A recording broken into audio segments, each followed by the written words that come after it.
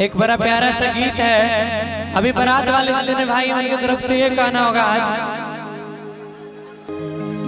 कि भाभी के संग होली में हरे रंग गुलाल उड़ाएंगे, आएगी जब जब दिवाली हरे मिलकर दीप जलाएंगे। आया जाए तो छोटे छोटे भाइयों के बड़े भैया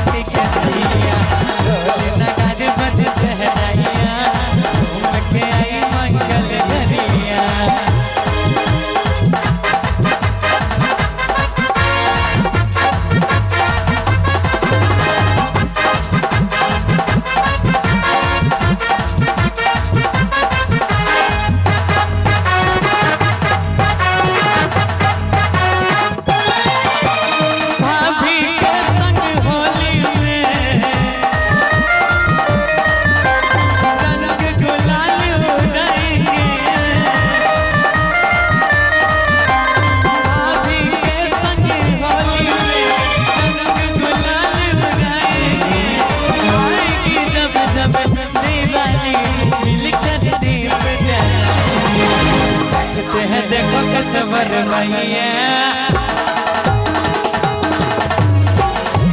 देखो कसवर भैया राम जी बिहान चल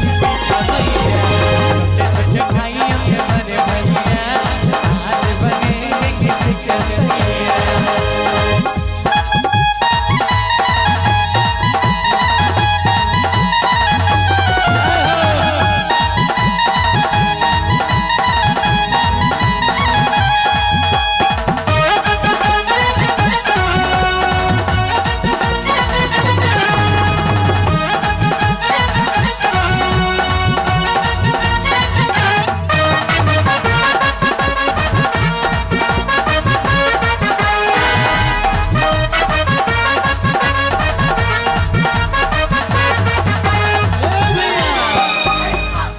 उसके बाद दूसरे अंतरे में कहा जाता है कि शादी एक ऐसी पवित्र बंधन है भैया जिसमें एक परिवार किसी दूसरे परिवार से मिलता भी है और एक परिवार किसी दूसरे परिवार से बिछड़ता भी है।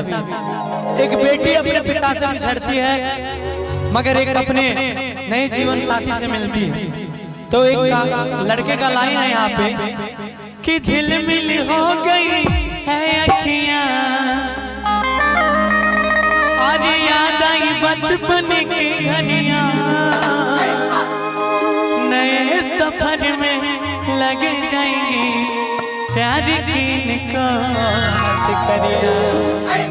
आई कि झिलमिल हो गई है